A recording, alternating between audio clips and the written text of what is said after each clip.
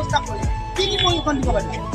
স্থানীয় লোকসকলক বয়ন, চিলাই, মৌ পালন, পশুপালন, বাঁহেৰে তৈয়াৰ কৰা সামগ্ৰী, কাঠফুলাৰ খেতি, মৌমাছি আদি বিভিন্ন ধৰণৰ প্ৰশিক্ষণ বিনামূলীয়াকৈ প্ৰশিক্ষণটো দিয়া হ'ব আৰু তেওঁলোকে সেই যিবিলাক বস্তু বনাব সেইবিলাক বস্তু আকৌ বিক্ৰী কাৰণে কি কৰিব লাগিব?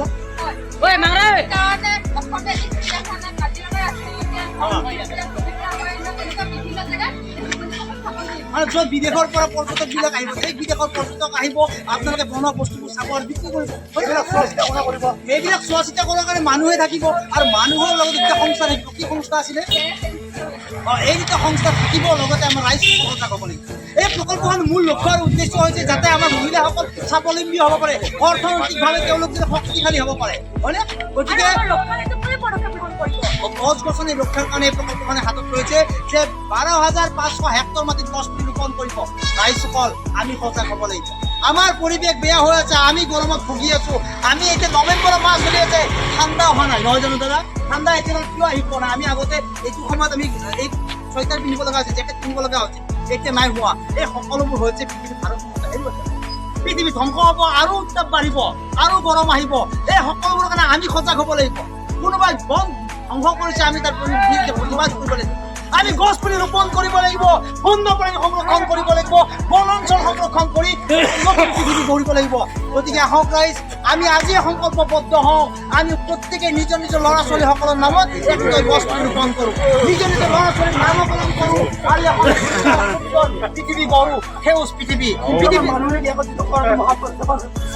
আমাৰ মানৱ যথেষ্ট মানুহে আমি ধ্বংস কৰি আছো। আমাৰ মাজত একতা নাই, আমাৰ একতা ভাৱ নাই। আমি মই যদি গছ পুলি এটা ৰোপণ কৰিছো, কালি কোনোবাই গৈ সেইটোকে কাটি গৈ গুচি আহিব। আমাৰ মাজত একতা লাগিব। আমি একতাৰ এনাজৰীৰে ভাতৃত্বৰ পুথিৰে আগবাঢ়িব লাগিব। আমি গছ পুলি ৰোপণ কৰি তাক সংৰক্ষণ কৰিব লাগিব, বনাঞ্চল সংৰক্ষণ কৰিব লাগিব, বন্যপ্ৰাণী সংৰক্ষণ কৰিব লাগিব। নহ'লে হাতী আৰু মানৱৰ সংঘাত হৈয়ে থাকিব, হাতীয়ে মানুহ মাৰিয়ে থাকিব, হাতীয়ে খেতিপথাৰ নষ্ট কৰিয়ে থাকিব। আহক ৰাইজ, সময় থাকোঁতে আমি সচেতন হওঁ আৰু সজাগ হওঁ। আমি এখন সুন্দৰ পৃথিৱী গঢ়ো, নৱ প্ৰজন্মক আমি এখন প্ৰাকৃতিক সৌন্দৰ্যৰে ভৰা সেউজীয়া সমাজ আগবঢ়াই দিওঁ। আহক আমি সকলোৱে সংকল্পবদ্ধ হৈ গছ পুলি ৰোপণ কৰোঁ, গছ পুলি সংৰক্ষণ কৰি এখন নতুন পৃথিৱী গঢ়ো, সেউজ পৃথিৱী গঢ়ো। এটি গীতেৰে সামৰণি মাৰিম দিয়া লাগে।